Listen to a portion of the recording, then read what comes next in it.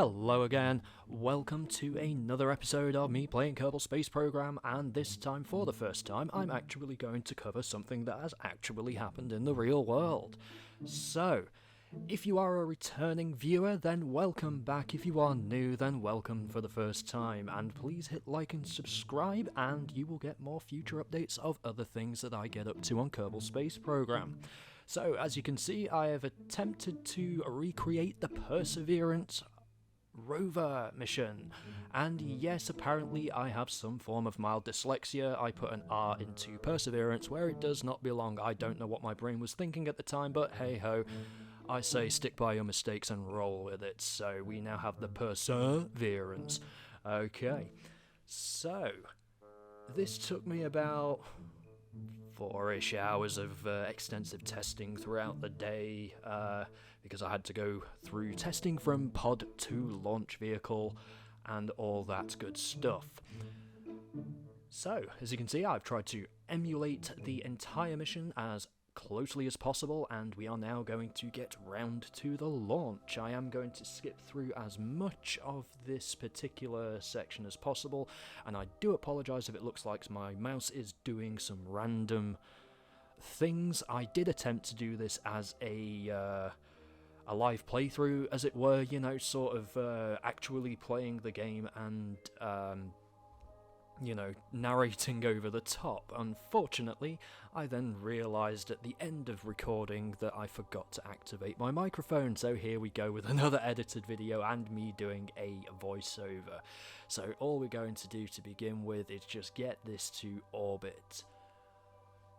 So, for those who don't know, the Perseverance Rover landed on Mars last year. I watched the footage from launch to landing. Not literally, obviously it took months, but I watched the launch and then waited for the capsule to arrive at Mars. And pretty soon after it landed, had a bit of a celebration, loaded up Kerbal Space Program and attempted to do it myself. Now, the first iteration that I tried to do of it, it did fail miserably. Well, it wasn't miserably, I got the entire mission correct right up until I decided to release the sky crane holding the rover, and that's where everything went wrong. Kraken / Kerbal / everything going wrong. So, yeah, I decided to curb the project and give it another go at a later date. Now that I've actually started recording things for YouTube, I decided why not give it another go, and it's also because I've started saying hello to people on Reddit, and yeah, somebody, I don't know if the comment was aimed at me about putting up a video, but I thought, you know what, why not?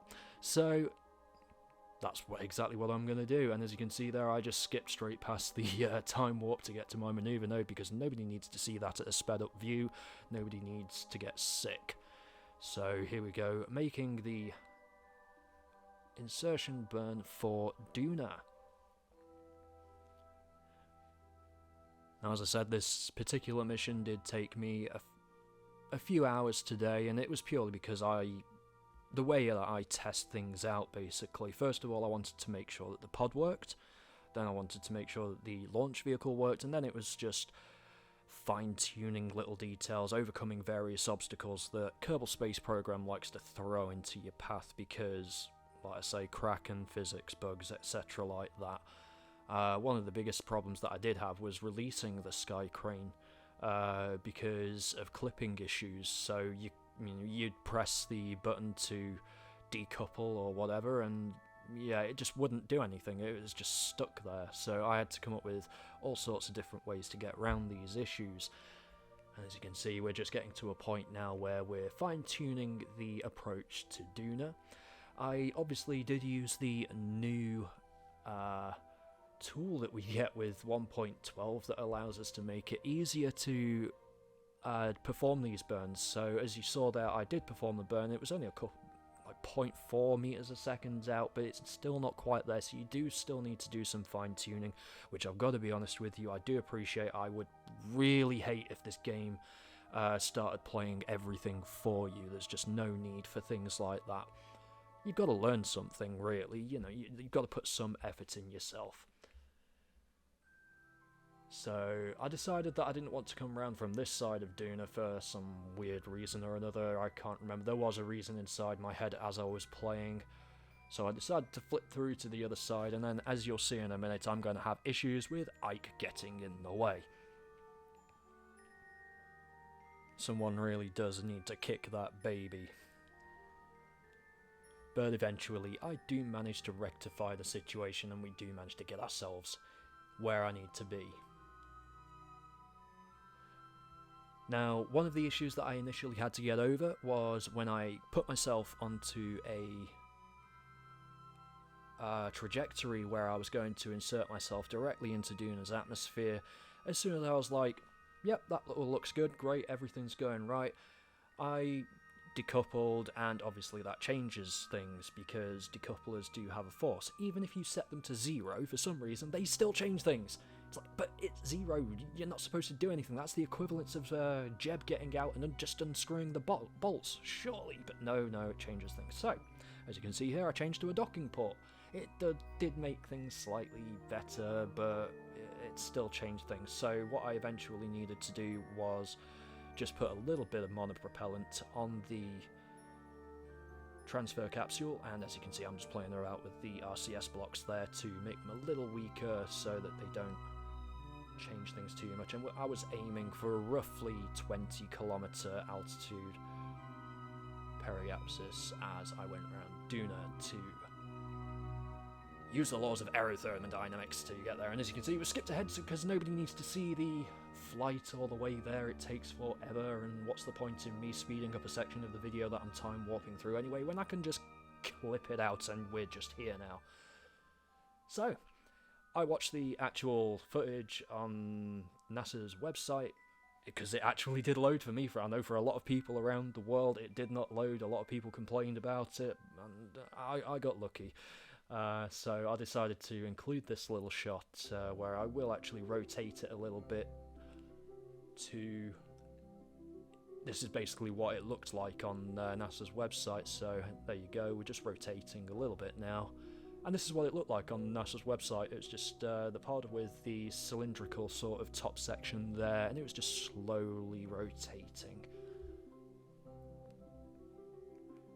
I purely did this just for the effect of the video, and I just want to say again, I do apologise if my mouse starts doing anything rather weird. I was trying to explain things as I went along. Like I said, I thought I was live narrating this as I was playing it. Unfortunately, my microphone was not activated, so oh well, carry on, don't you? So there we go, we've just released the top section, and I had to do this by... As you can see, I had to do this by docking ports because decouplers made things go bang, even if they were set to 0. So that was another obstacle I had to overcome. Another obstacle that you may have noticed is why is the parachutes, decoupler and engines all in one stage, sorry. And that is because they are not actually staged. Well, they are staged, but they're not staged. They're actually on key bindings because every time I tried to use the staging, it went backwards.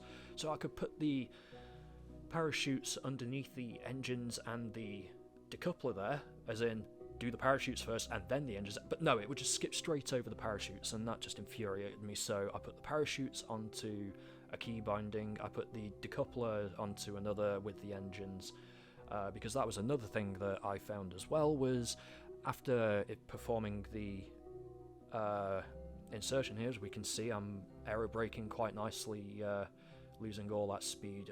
And eventually, yep, there we go, we're now in orbit of Duna, and then any second now we'll be, there we go. So that's now going to be landing on Duna once we lose that. There we go. So we're in. So yeah, back to what I was saying, there were so many reasons as to why I had to do everything, and yeah, after I released the sky crane, for some reason the engines wouldn't activate, so I had to make another action group. So... And for some reason, as you'll see in a second, I am aware that you are able to stage the jettisoning of a heat shield. This also caused issues, so I had to do it manually. So there we go, the parachutes are deployed, and I'm getting the heat shield ready for jettison.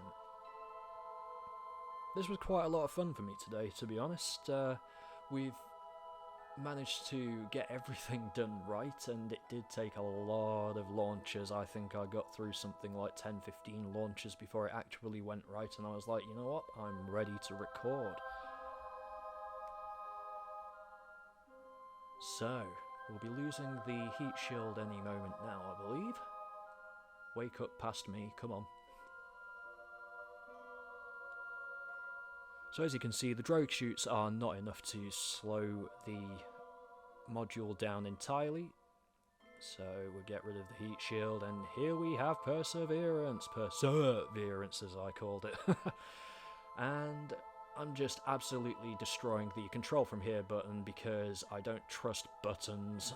So I have this habit of repeatedly clicking until I'm quite satisfied that it must have got the message. So about any second now, we're going to release the sky crane. Here we go. Turn on the stability assist, and we're going to move ourselves away from the cone, because if you start burning retrograde from underneath the cone, guess what happens? You end up back inside the cone. So we move ourselves away, turn ourselves retrograde, and now we can just begin our descent. And it's as simple as that. I am going to do a video on how you can make a sky crane work, especially when you're using off-balance vehicles, things like that. You will require a mod.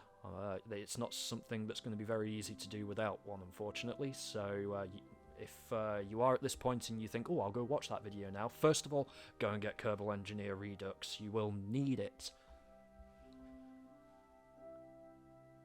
Now, I did actually descend very slowly because I was chatting while doing this particular section of the video. I have, however, sped it up a bit, and I thought, oh, we'll just keep an eye on the cone.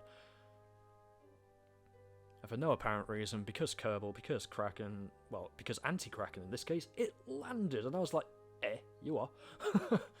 So, yeah, maybe structural pieces can take a bit more G-force stress tolerance when they hit the ground. But we're about to land. There we go, we've landed. And this was one part that I could not actually stage or get right. There was only one way to do it, so the way I found to do it was to quickly hit undock and hit maximum thrust at the same time to release the sky crane. I did not do a cable descent because, as far as I'm aware, there are no cables in Kerbal Space Program. I didn't want to use a piston either because everybody who knows about pistons, there we go, we've lost the sky crane, it's flown off into the distance. But yeah, anybody who knows about how pistons work in this particular game, they're a little bit bouncy, they can be a little bit janky on things like this, especially when things weigh a certain amount, so I didn't want to risk that. I thought I'll just use a solid structure, it's much better that way. So here we are on Mars. Well, Duna, sorry. And as you can see, I didn't also have the little headpiece on top, and the reason for that was because I didn't really have any parts, and as you can see, this is powered by RTGs, not by solar panels, so we can move around at night time. But yeah, I couldn't do the headpiece without you. The only thing I could really think of was using a rotor, and I thought, well, that's just going to make it spin round and round and round and round. It's not very, realistic, but I thought, you know what? This is my rover. This is the rover that I've landed with. It used the same mission parameters as the Perseverance rover that landed just last year. So we're just going to have a little wander around, and I was quite freaked out about the fact that when we come over here, I end up finding blueberries on Duna. There is life on Mars. But yeah, that is the Perseverance, or in my case, the Perseverance mission done. So I hope you enjoyed the video. Please hit the like and subscribe button. It does help me, find out what people are more interested in future, so I can do more videos covering various subjects and things like that. For now, I am Shalectra. Keep the pointy side up, and I will catch you next time. Have a great day.